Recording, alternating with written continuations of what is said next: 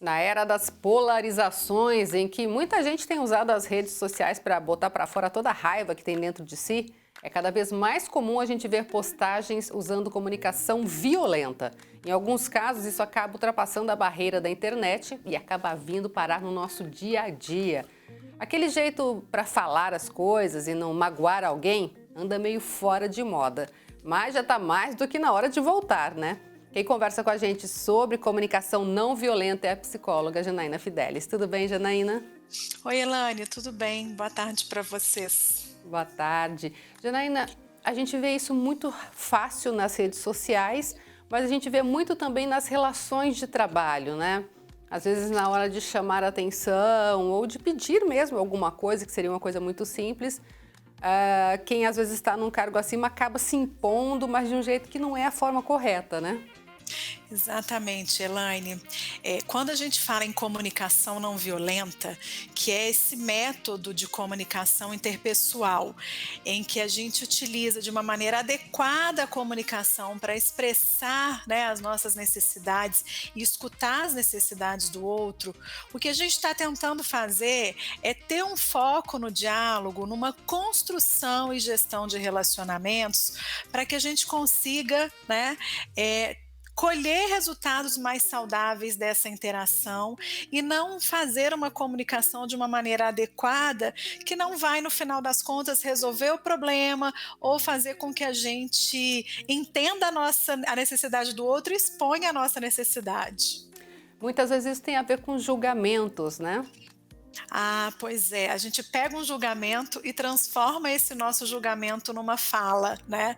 Eu costumo dizer para as pessoas, né, que eu oriento profissionalmente, assim: "Olha, pessoal, julgamento a gente sempre vai ter, né, isso é incontrolável. O que a gente não pode fazer é transformar esse nosso julgamento numa afirmação que muitas vezes pode ser agressiva, num tom equivocado ou desconstruir uma relação. Então, tem um julgamento? Passou alguma coisa pela sua cabeça? Quer checar? Quer falar sobre isso? Usa a empatia e transforma esse julgamento numa pergunta. Então, ao invés de você dizer assim para alguém: olha, você fez isso de propósito, ou você me boicotou naquela reunião, né, que pode ser um julgamento que passe aí na minha cabeça, eu posso virar para essa pessoa e falar: olha, qual foi a sua intenção ao fazer aquilo comigo? Ou eu posso perguntar: o que que você queria que eu tivesse apresentado na reunião? Porque você transforma o julgamento em pergunta e facilita o diálogo.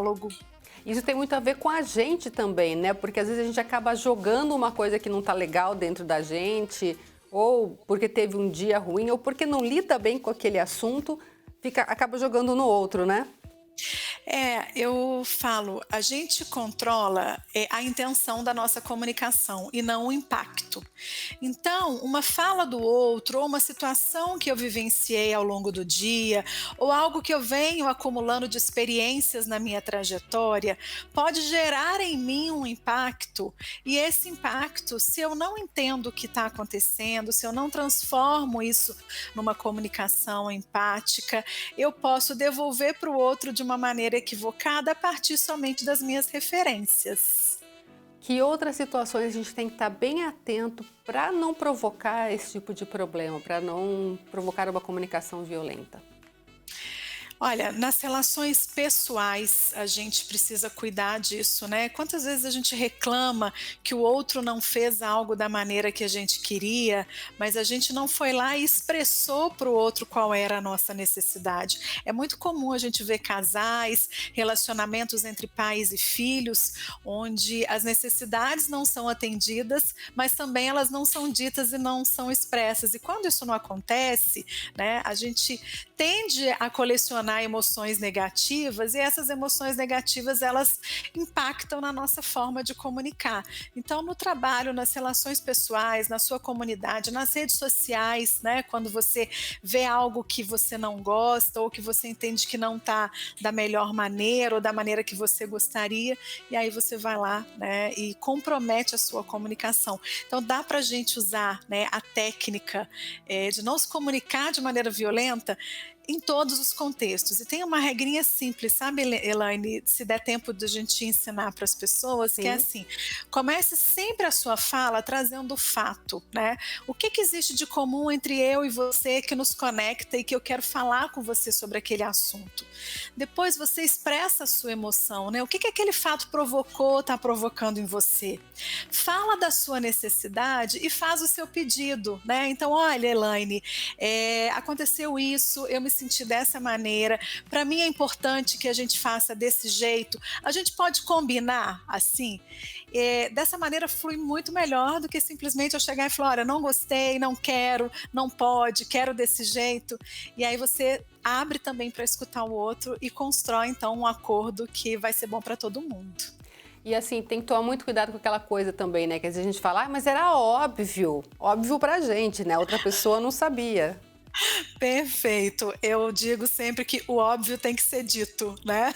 A gente, nós construímos a nossa fala a partir das nossas referências. Então, o que é óbvio para mim não é óbvio para você, né? E a melhor maneira de você checar o entendimento do outro, daquilo que talvez possa ser óbvio, é fazendo perguntas. Então, se eu quero falar sobre chegar pontualmente, né? O que é chegar pontualmente para você? O que é chegar pontualmente para mim? Talvez para mim o óbvio seja chegar no horário acordado, talvez para o outro seja chegar com 5, 10 minutos de atraso. Então, quando a gente diz o que é óbvio, a gente aproxima o significado das coisas, das situações, e isso facilita muito a comunicação. E aquela situação também de pensar para agir em vez de reagir, né? Porque é muito comum a gente estar estressado, a gente já reage logo, né? É aquilo que eu digo assim: faz uma pausa, respira fundo e pensa o que você vai dizer. A gente automaticamente, Elaine, tende a prestar atenção do outro, já elaborando na nossa mente o que a gente vai falar, o que a gente vai responder. Faz Né? até uma historinha, né, na cabeça. Nossa, a gente faz uma historinha, a gente já cria aquele cenário, né? E isso não é legal, porque você não está escutando ativamente, você não dá essa pausa, porque o outro para, você já vai respondendo. Eu falo que essa respirada, né, que você termina de escutar o outro, te dá tempo de pensar e estruturar melhor a sua fala. Tem uma pergunta que a gente deve se fazer sempre ao interagir com o outro, o que que eu quero com essa fala? Se o meu objetivo é só atacar, é só agredir, retrucar, mostrar quem sabe, talvez valha a pena a gente não ter essa conversa ou não fazer o comentário. Se o meu objetivo é solucionar um problema, é contribuir, né, é resolver uma questão, é expor uma necessidade, aí sim eu devo escolher me comunicar. Tá certo. Muito obrigada mais uma vez pela sua participação aqui com a gente. Obrigada a você, sempre à disposição. Elaine, um abraço para todos. Abraço.